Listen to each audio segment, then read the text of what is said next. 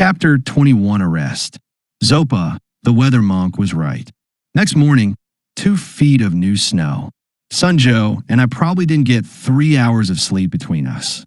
He must have been feeling better, though, because he groggily offered to start the stove. The process sometimes takes 10 or 15 minutes because there isn't enough oxygen to keep the flame going on the gas lighter long enough to light the stove.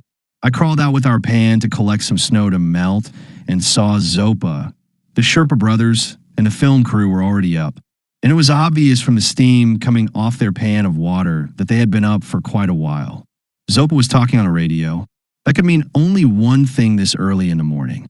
Someone was in trouble. I glanced toward the summit through the swirling snow.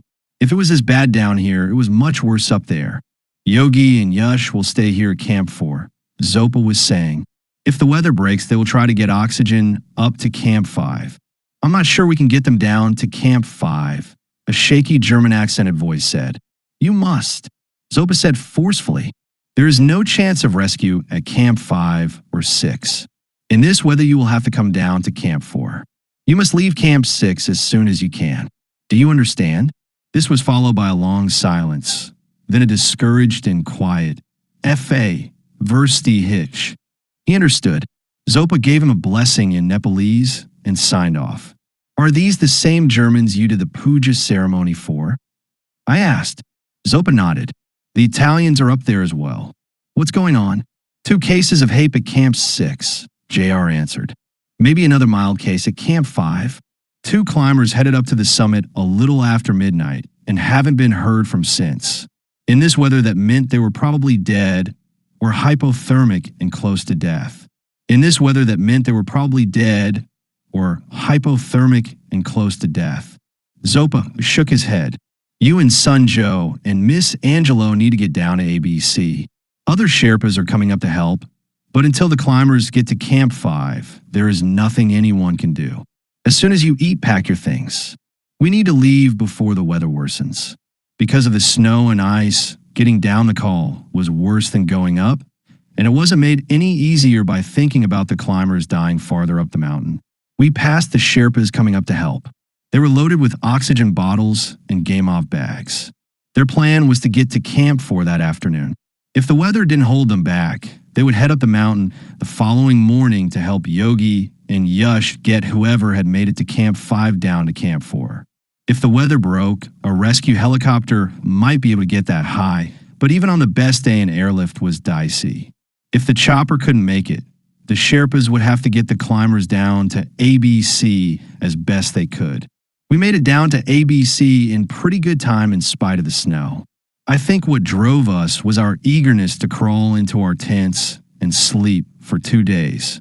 The camp was nearly empty. Sunjo was still pretty weak, but confident that he would be better by the time we came up. I was beginning to feel a little less surly toward him. This probably had a lot to do with Zopa's compliment the night before. I was pretty sure they weren't out to sabotage my climb. The next morning, the film crew members were all vomiting. It looked like they had caught the same thing Sunjo had. Zopa cut their acclimatization short and arranged to have them go down to base camp with another climbing party. None of them complained. I'm going too, Holly said. Zopa shook his head. You are fine. To complete the acclimatization, you will need to stay here at least 2 days. She gave him a smile. It's over for me, she said. I have no desire to go higher than Camp 4. You could make it to the summit, Zopa insisted. She shook her head and grinned. Too slow. It's not in me this year. I appreciate all you've done. She shook his hand, then turned to me. What about that interview after you get to the summit? I may not make it to the summit. I hedged. I think you will. She looked at Sunjo. How about you? Will you give me an exclusive interview after you come down? Yes. I thought he was being overly optimistic, but I didn't say anything. It's a deal and your grandfather is our witness, Holly said. It means you can't talk to any other print journalist until after you talk to me. Call you in New York City? Yes. She wrote down several numbers. Don't lose them. Before she left, she gave me a hug. I didn't mind this time. In fact, I was going to miss her, which surprised me. If you ever get back to New York, Peak, you'd better call. I will. As they headed down, JR stopped and shouted back for me to remember to use the camera. Just before dark, 5 climbers, 2 Germans, 3 Italians, and their Sherpas stumbled into ABC looking like they had been buried alive. Most of them had frostbite someplace on their bodies, fingers, toes, ears, noses. One of them had snow blindness and had been led into camp by a rope tied around his waist. There was no doctor in camp, so Zopa and Glue, who had stayed behind with his yak so he could sneak Sunjo back into base camp, did their best treating their injuries.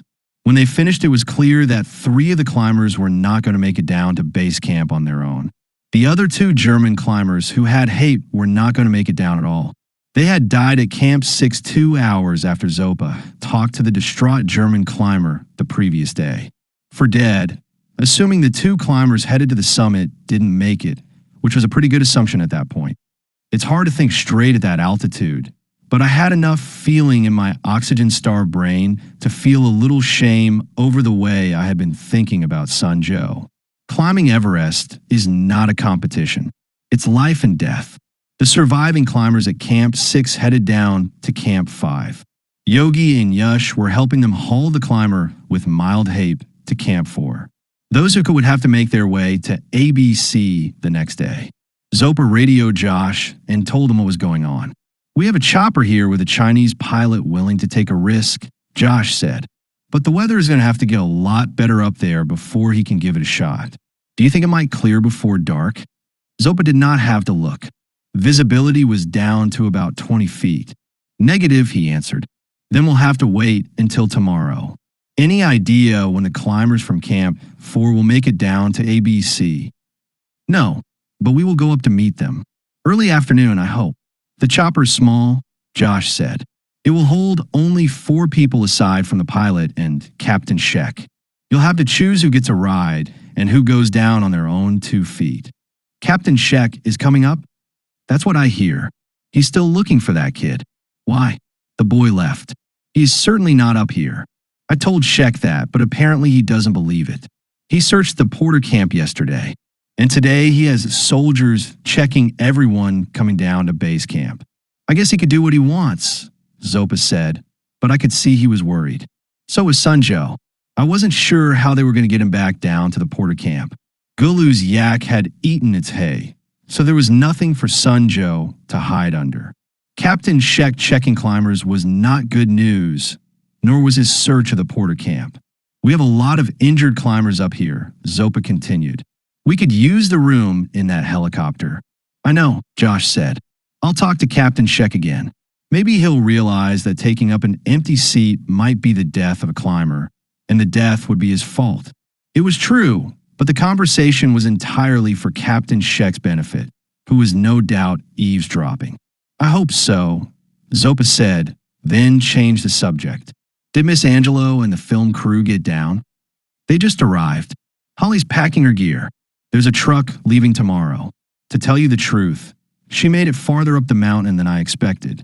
Doc's taking a look at the film crew right now. They barely made it into camp. Almost everybody has the virus down here. Leah's going crazy treating everyone. The chopper brought in more antibiotics. 5 more climbing parties pulled up stakes this morning and left the mountain, sick as dogs. I think I'm getting it too. If it keeps up, no one is going to get to the summit from this side. I hope that what I'd gotten over was the same virus everyone else was getting now, and that I wouldn't get it again. I'd have to be careful when I got back down. I wasn't about to have a virus wreck my chances of getting to the summit." Early the next morning, Zopa sent everyone down to base camp except for the climber with snow blindness and the man with frostbitten feet. Sunjo and Gulu went with them. Sunjo couldn't very well stay at ABC with Captain Sheck coming up. I didn't ask how they were going to get him to the Porter camp, but I guess they would keep him at one of the camps between ABC and base camp until Captain Sheck gave up. Zopa asked if I wanted to go too. I did, but I told him I'd stay and help him with the climbers coming down from Camp 4. The weather had broken during the night. It was still cold, but the clouds had thinned and the wind had died down some. The climber with mild HAPE had gotten worse during the night, and they put him in a bag. This meant they would not be able to bring him down the treacherous ice wall. The chopper would have to rescue him at Camp 4. Our job was to help Yogi and Yash get the remaining climbers and Sherpas down to ABC as quickly as possible. If some of them needed to be flown to base camp, they had to be ready to go when the chopper landed at ABC. There would only be one flight. We traveled light and got to the base of the call just as Yogi was coming down. He said that Yash was staying with the injured climbers at Camp 4. How many? Zopa asked. 3. 2 with bad frostbite and the one with HAPE. He looked up. Some of those coming down could also use a ride to base camp.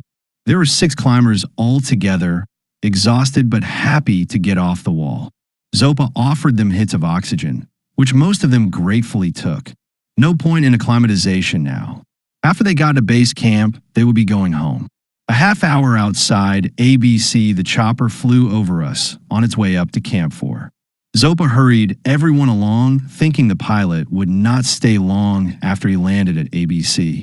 It turned out the stay was longer than expected. The chopper landed 10 minutes after we arrived. Zopa picked 2 of the most debilitated climbers for the ride down and 1 backup in case Captain Sheck had listened to reason and stayed at base camp. He hadn't. He stepped through the mini blizzard caused by the rotors wearing a full uniform, including a pistol. The pilot followed behind him and looked as unhappy as all of us did. Helicopters aren't designed to fly at that altitude. If the weather got worse, it wouldn't be able to fly. Captain Sheck didn't appear to be in any hurry at all.